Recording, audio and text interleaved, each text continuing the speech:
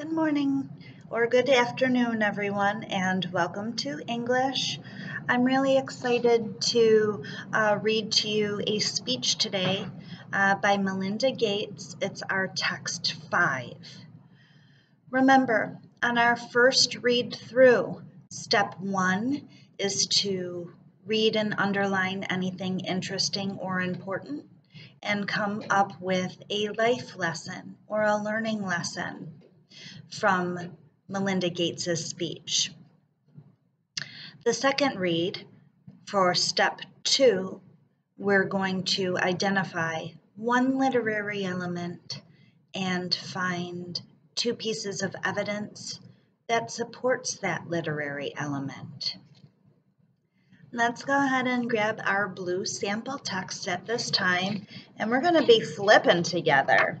Flipping past the directions, past text 1, 2, 3, 4, and landing on text 5.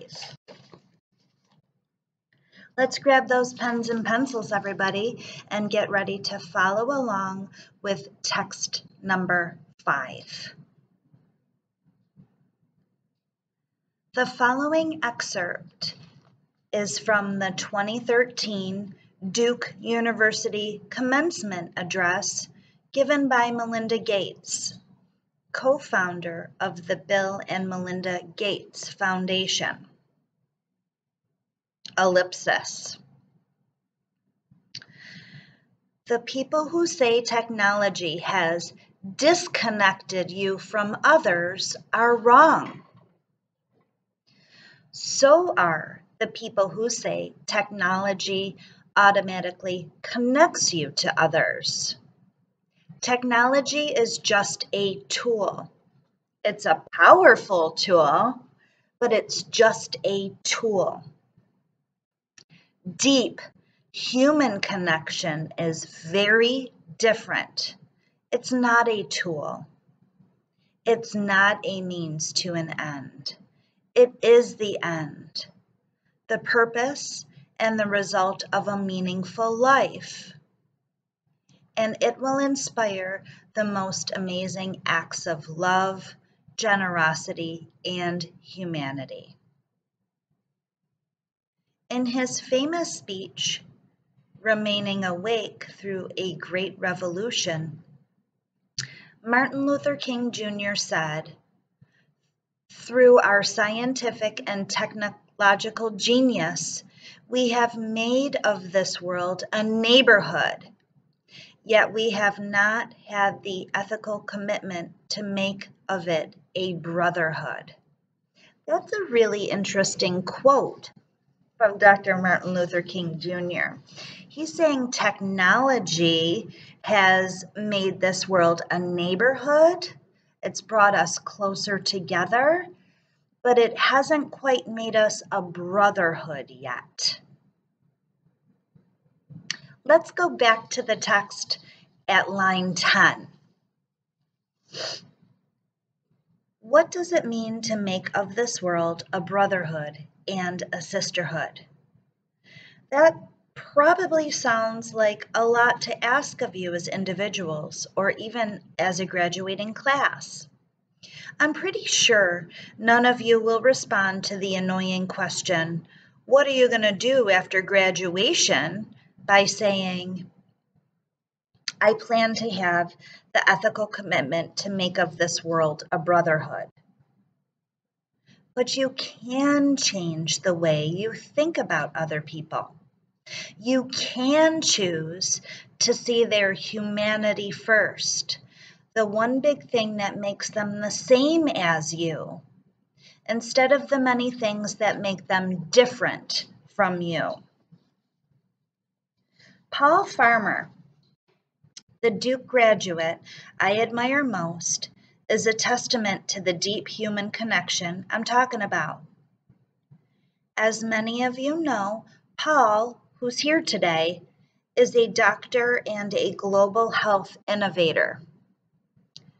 For years, he traveled back and forth from Boston, where he is a professor of medicine, to Haiti, where he ran a health clinic giving the highest quality care to the poorest people in the world. Now he lives mostly in Rwanda, where he's working on changing the country's entire healthcare system. I first met Paul in 2003 when I went to see him in Haiti. It took us forever to walk the 100 yards from our vehicle to the clinic because he introduced me to every single person we met along the way. I'm not exaggerating, every single person. As we moved along, he introduced each person to me by first and last name, wished their families well, and asked for an update about their lives. He hugged people when he greeted them and looked them in the eyes throughout each conversation.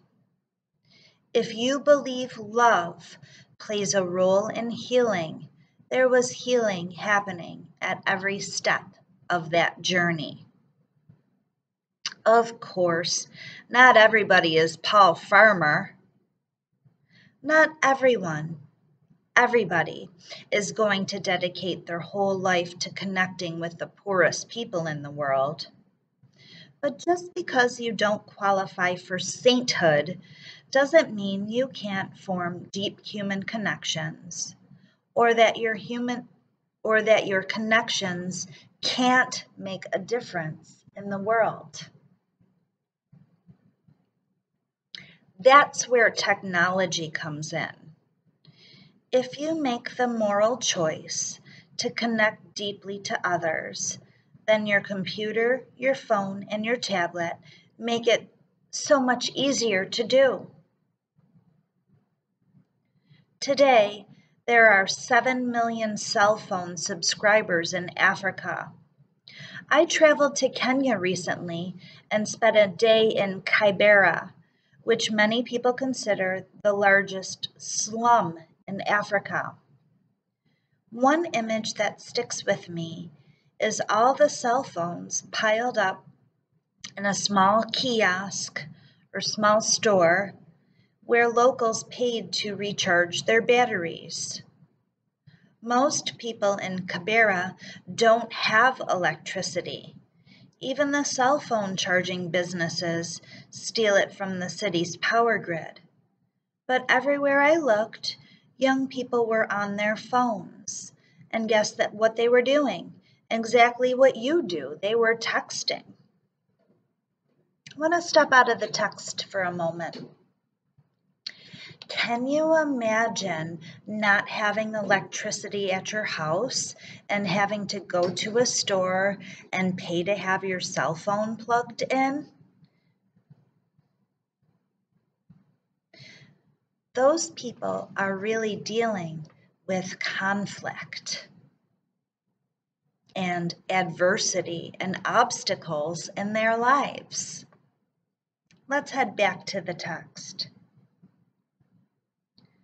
You and they can share your stories directly with each other, with literally billions of people, because you're all using the same technology. Let's flip that page. When my husband, Bill Gates, and I started our foundation, we didn't know much about global health at all. I read the academic literature and talked to experts in the field, but most of what I learned was expressed in morbidity or illness and mortality or death rates, not in flesh and blood. So in 2001, I took my first foundation learning trip to India and Thailand to meet with people and find out what their lives were really like behind the veil of statistics. Late in the afternoon, one of the women who had been showing me around invited me into her home. We went inside and she produced 2 lawn chairs that were hanging from a nail in her kitchen. They were the aluminum folding kind, with the itchy fabric seat you've sat on a million times, quite possibly when you were tenting in Kurizu Skiville. When I was growing up in Dallas, we had the same chairs. On Sunday nights in the summer, my parents and my siblings and I used to set them up on our back patio and gaze up into the sky together as a family.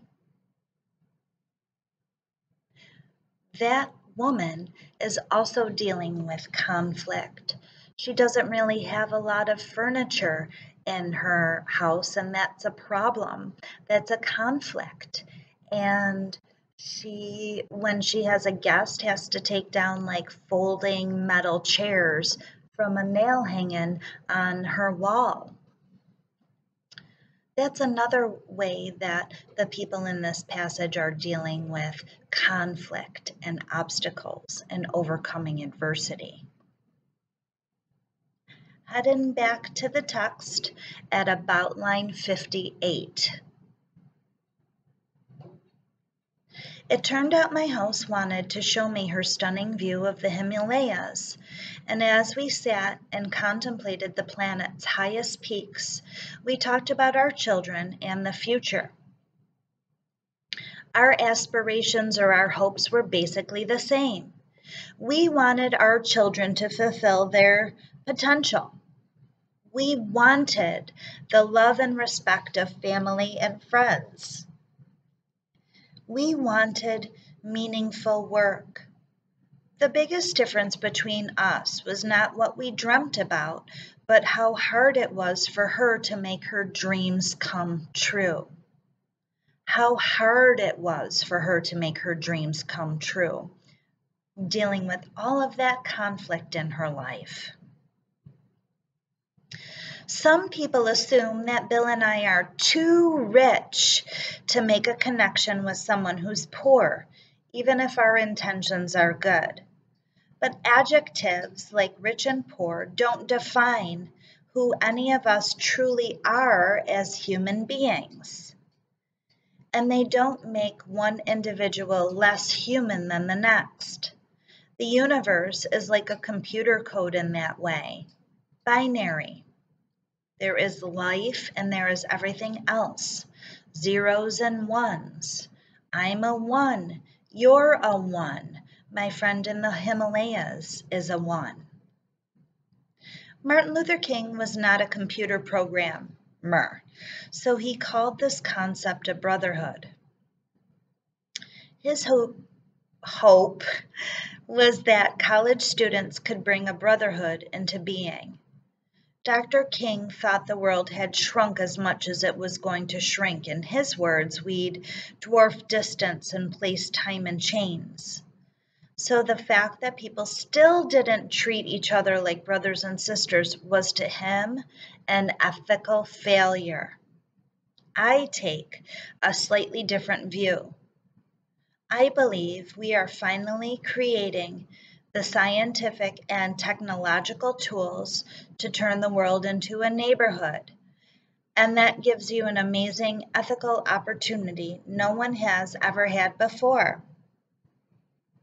You can light up a network of 7 billion people with long-lasting and highly motivating human connections. I hope you will use the tool of technology to do what you already had it in your heart to do, to connect, to make of this world a brotherhood and a sisterhood. I can't wait to see what it looks like when you do. By Melinda Gates, excerpted and adapted from Melinda Gates' Duke commencement speech in 2013. If you guys look to the bottom of the page, you guys can see this was a passage from the Regents exam in ELA in August 2018. Let's get ready to come back together as a whole group. Thanks, everyone.